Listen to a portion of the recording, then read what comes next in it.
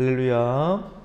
오늘 화요일 새벽에 오신 여러분을 환영하고 축복합니다. 우리 인사 한번 나누겠습니다. 잘 오셨습니다. 말씀에 은혜 받으십시오. 오늘 화요일 새벽을 통하여서 우리에게 주시는 말씀은 미련을 버리지 못하면 어떻게 되는가? 여러분, 미련을 버리지 못하면 안 됩니다. 미련은 버려야 됩니다. 미련을 버리지 못하면 죽음 밖에는 우리에게는 남는 것이 없습니다. 이 교훈을 오늘 열왕기상 2장을 통해서 우리가 또 교훈을 받고자 합니다. 솔로몬에게 다윗이 죽기 전에 남겼던 유언이 있습니다. 너는 대장부가 되어라. 대장부가 되고 또 요압이 내게 행하였던 것을 너는 잊지 말고 평안히 스올에 내려가지 못하도록 너는 반드시 그를 지혜롭게 대하라. 그리고 시므이가 내게 했던 것을 기억하고 너도 지혜롭게 행하라. 몇 가지를 일러주었던 그런 내용들을 보게 됩니다. 솔로몬이 이제 왕이 되었습니다.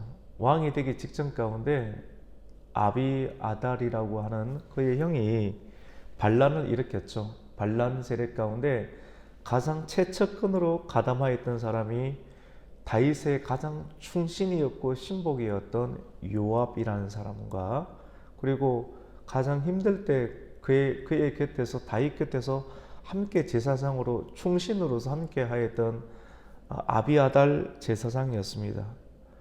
요압과 아비아달 제사장, 그리고 이 아도니아, 이 세 사람에 관한 거치의 문제 굉장히 중요하지 않습니까?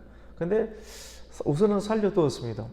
죄가 있으면 죽겠거니와 죄가 없으면 살겠거니, 이렇게 말씀을 하였지요.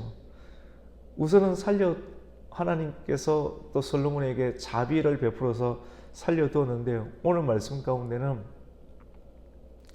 그 형이었던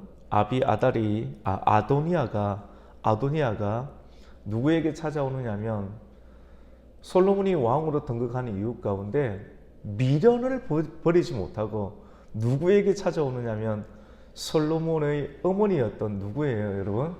밧세바에게 찾아오게 됩니다. 여러분, 왜 밧세바에게 찾아옵니까? 여러분, 잘 보셔야 돼요. 성경을 보면서 오늘날에 일어나는 일들을 잘 보시면 됩니다. 항상 성경을 보면서 나 주위에서 일어나는 일들이 왜 나에게 접근하지? 왜 이런 일들이 일어나지? 이런 일들은 보면서 그 사람됨을 우리가 살펴볼 수 있는 일들을 우리가 살펴볼 수 있게 되겠죠. 오늘 말씀 가운데 보면 이 아도니아가 밧세바에게 접근하여서 이렇게 이야기를 합니다. 나는 사실은 왕이 될 뻔했습니다.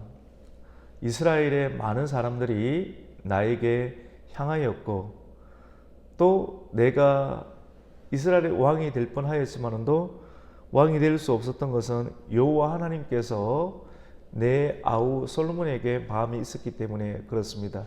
결국은 하나님의 뜻으로 솔로몬이 왕이 되었습니다. 그래서 인정했습니다. 하나님 때문에 솔로몬이 왕이 되게 된 것을 인정하게 되었습니다. 하지만 내게 청이 하나 있습니다. 이렇게 말하니까 그 청이 무엇인가? 아비삭을 나에게 주십시오. 여러분, 가만히 보세요. 지금 다윗은 죽었고요. 다윗과 그리고 밧세바 사이에 태어난 자녀가 솔로몬이 왕이 되었습니다. 근데 다윗이 늙었을 때 다윗의 후궁처럼 넣어주었던 여인이 누굽니까, 여러분? 아비삭이죠, 맞죠? 아비삭. 근데 밧세바 입장에서 아비삭이 편한 사람일까요, 불편한 사람일까요? 여러분, 가만히 생각해, 여성 입장에서 생각해 보세요. 대신들이 넣어주었지만도 여러분이 밧세바 입장이라고 하면 어쩔 수 없지만도 대신들이 넣어주었는데, 여러분이 밧세바 입장이라면 아비삭이 아무리 착하고 예쁘지만도 아비삭이라고 하는 존재가 밧세바 입장에서는 편합니까? 아니면 불편한 존재입니까? 불편합니다. 아무리 착하지만 불편한 존재입니다. 요 인간관계, 이런 정치적인 관계를 이용했던 사람이 누구냐면 바로 이 아도니아라는 사람입니다. 요 어쩔 수 없는 관계를 가지고 접근할 때 과연 밧세바는 어떠해야 되는가? 과연 여러분은 어떠해야 되는가? 이런 관계가 교회 관계 가운데 있을 수 있다라고 하는 것입니다. 그냥 팔이 안으로 굽는다고 그냥 그대로 안쪽으로 끌어당겼다가는 문제가 만들어질 수 있다라고 하는 것을 말씀드리고 싶은 거예요, 여러분. 근데 이 관계를 이용을 해서 아도니아라는 사람이 화평의 목적으로 밧세바에게 접근하는 거예요. 이렇게 접근하면 밧세바는 당연히 팔이 안쪽으로 굽을 것이라는 걸 알고 밧세바에게 접근해서 아비삭을 나에게 주십시오. 밧세바 입장에서는 안 그래도 불편한 사람인데 다윗은 없겠지만도 아비삭을 띄고 싶은, 아비삭을 없애고 싶은 마음이 본능적으로 있는 거 아니겠어요? 여성 입장에서. 그런데 조금 더 크게 생각하고 나라를 생각하고 대의를 생각하고 하나님 나라를 생각하고 솔로몬을 생각한다라고 하면, 한 번 더 생각해 본다라고 하면 여자 입장에서 생각하는 것이 아니라 팔이 안쪽으로 굽는 이 정도의 인간적인 입장에서 생각하는 것이 아니라 나라를 생각하고 솔로몬을 생각한다라고 하면, 한 번 더 생각하게 된다라고 하면 쉽게 생각할 문제가 아닌데 아도니아의 계략에 빠져들어서 어떻게 되냐면 그 문제 가만히 들어보니까 화평의 목적으로 왔구나. 아비삭 정도는 너에게 줄 수도 있지라고 생각을 하고 아도니아의 청을 들어주려고 마음을 먹게 됩니다. 그래서 아도니아가 말했던 대로 솔로몬에게 찾아가서 왕이시여, 어머니 오셨군요. 어머니 자리에 앉으십시오. 왕의 옆자리에 있다가 앉고, 오랜만에 어머님 오셨는데 어쩐 일로 오시게 되셨습니까? 왕에게 할 말이 있어서 왔습니다. 아주 좋은 관계이지 않습니까? 어머니 어떤 할 말이 있으십니까? 오늘 말씀 가운데 보니까 그에게 청하건대 솔로몬 왕에게 오늘 17절 말씀 가운데 보니까 솔로몬 왕에게 말씀하여 그가 수넴 여자 아비삭을 내게 주어 아내를 살게 하소서. 왕이 당신의 청에 거절하지 아니하리다. 18절에 보니까 밧세바가 이르되 좋다, 내가 너를 위하여 왕께 말하리다. 이 이유 가운데 20절에 보니까 우리 20절 말씀을 한번 읽습니다. 시작. 밧세바가 이르되 내가 한 가지 작은 일로 왕께 구하오니 내 청을 거절하지 마소서. 왕이 대답하되 내 어머니여 구하소서. 내가 어머니의 청을 거절하지 아니하리이다. 이때까지 어머니 청을 왜 거절하겠습니까? 근데 솔로몬이 이제 어머니 이야기를 들으려고 준비를 하고 있습니다. 어머니가 말을 합니다. 21절에 이르되 청합니다. 수넴 여자 아비삭을 아도니아로 주어 아내로 삼게 하소서. 아무 생각 없이 이야기했습니다. 이것은 인간적으로 제가 팔이 안으로 굽는다고 그랬지 않습니까? 여자 입장에서 이야기를 한 거예요. 솔로몬을 생각하지 않았습니다. 그리고 나라를 생각하지 않았습니다. 그러니까 이 이야기를 듣고 솔로몬이 화가 났습니다. 단순한 화가 아니라 이것이 아도니아의 괴력 가운데 어머니의 지혜가 넘어갔다, 지혜 없는 판단이었다라는 걸 깨닫고 어머니에게 대노를 하는 장면을 발견하게 됩니다. 우리 22절 말씀을 한번 읽겠습니다. 시작. 솔로몬 왕이 그의 어머니에게 대답하여 이르되 어찌하여 아도니아를 위하여 수넴 여자 아비삭을 구하시나이까? 그는 형이오니 그를 위하여 왕권도 구하옵소서. 그뿐 아니라 제사장 아비아달과 수레의 아들 요압을 위하여서도 구하옵소서 하고. 여러분, 이 일이 왜 그러냐면요, 고대 시대 가운데 지금 아도니아는 지금 밧세바에게 미련을 버리지 못하고, 어떤 미련을 버리지 못하냐면 왕에 대한 미련을 버리지 못하고 끝까지 접근한 것입니다. 왕에 대한 미련을 버리지 못했어요. 버리지 못하고 끝까지 접근해서 밧세바에게 접근해서 아비삭을 구한 거예요. 아비삭은 왕의, 어떻게 보면 왕의 후궁이었습니다. 맞죠? 왕의 후궁이라고 말할 수 있습니다. 고대 시대 가운데 왕의 후궁을 아내로 취하는 자는 왕권을 이어갈 수 있는 대의명분을 얻는다는 거예요. 이거라도 다시 얻어서 다시 한 번 더 어떻게 하겠답니까? 왕권을 되찾겠다라고 하는 의지를 아직도 버리지 못했던 아도니아의 이런 의도를 솔로몬이 파악을 하고, 어머니 이 의도를 아직 파악 못하셨습니까? 여자다의 마음으로서 어머니 아직 아비삭을 시기하고 있는 거예요.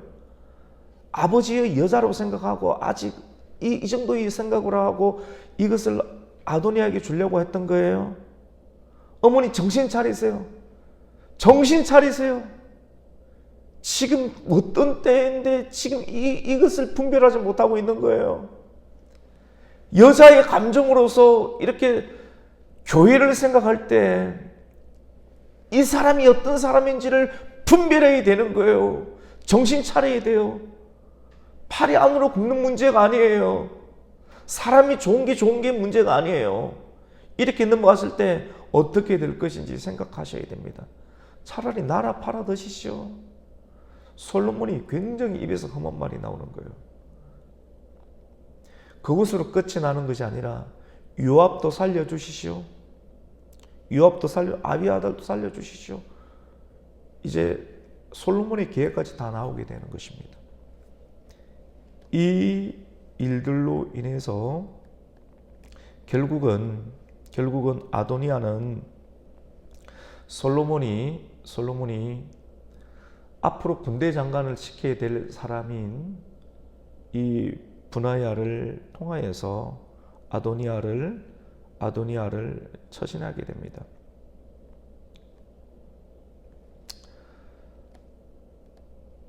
오늘 25절 말씀 가운데 보면 여호야다의 아들 브나야를 보내매 그가 아도니아를 쳐서 어떻게 됩니까?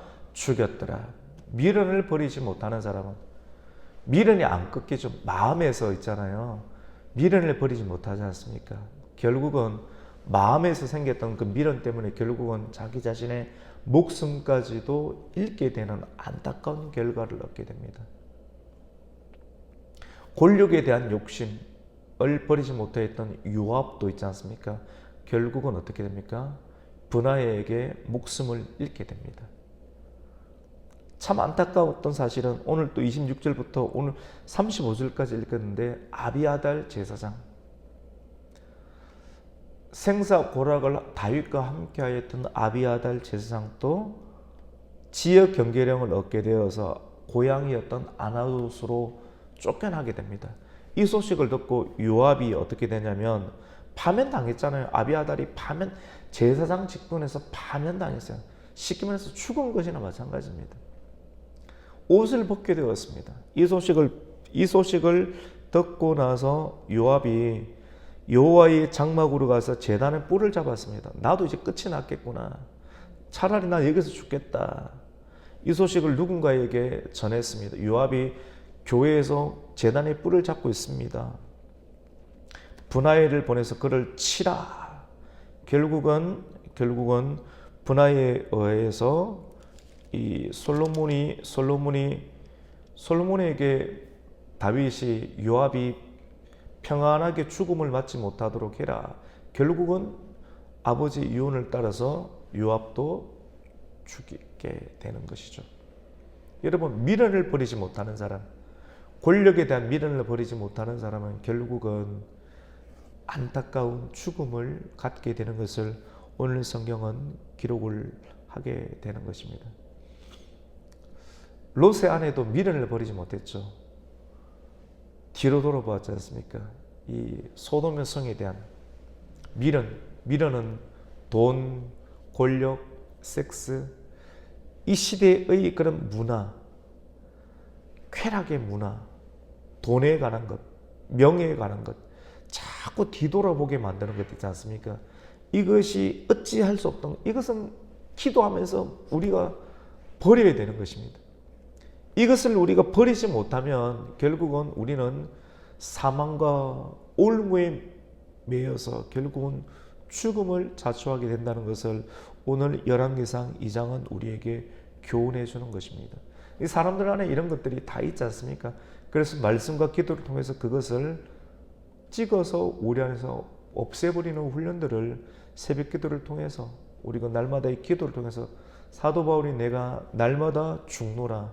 날마다 죽지 않으면 이것을 욕심을 찍어서 우리 안에서 버리지 아니하면 버리지 아니하는 사람은 결국은 요압처럼 또는 아비아달처럼 자기 자신의 꾀에 의해서 죽음을 맞게 되는 것을 오늘 우리는 교훈을 받게 되었습니다.